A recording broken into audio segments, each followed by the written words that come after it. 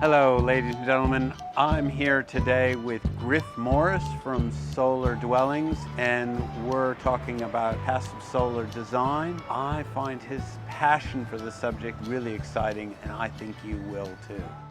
If you could wave your special magic wand and change some aspect of the building code as we have it now here in Australia, is there anything in particular you'd really love to see change?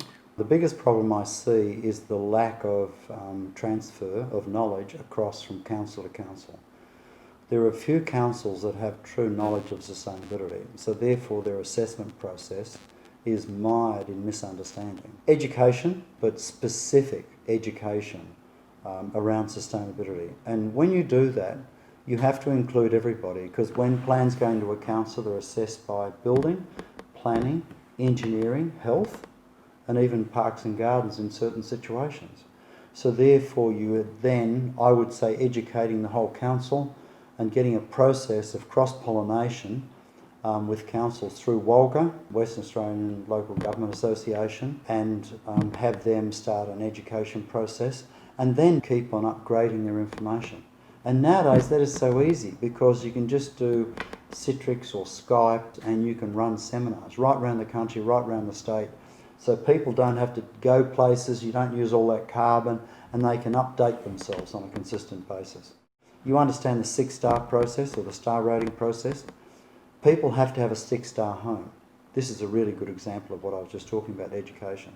So people think 6-star is like a 6-star hotel. 6-star is the lowest common denominator. It's a minimum standard. You can't build lower than 6-star. So 6-star is really a 1-star? Realistically, yes. And because of the way houses are assessed, they're assessed really from a compliance point of view. Because as we understand, you've got compliance and performance.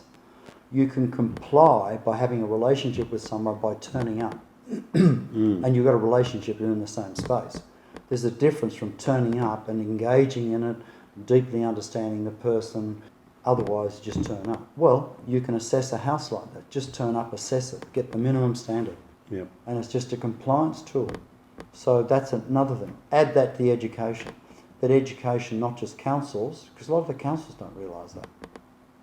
So 2 things: educate the councils in all of those connections through, the National Construction Code, the energy efficient provisions of that, the residential planning codes, and then the policies, and start looking at the interpretation, cross-pollination of those, informing, keeping their information up, and also holding the builders to account and designers and architects to account in the performance of those buildings.